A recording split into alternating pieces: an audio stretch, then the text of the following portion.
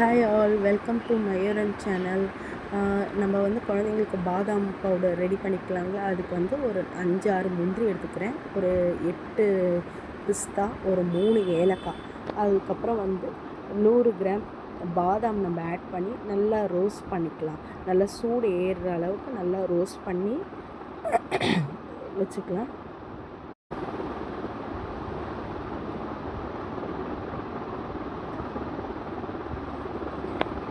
Roast பண்ணனா ஒரு பெரிய தாம்பாளத்தட்டு எடுத்து அதில் நல்லா ஆற வச்சிடலாம். கொட்டி நல்லா ஆற வச்சுட்டு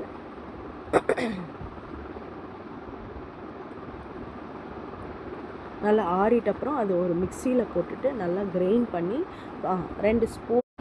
2 ஸ்பூன் மஞ்சத்தூள் ஆட் பண்ணிக்கலாம்.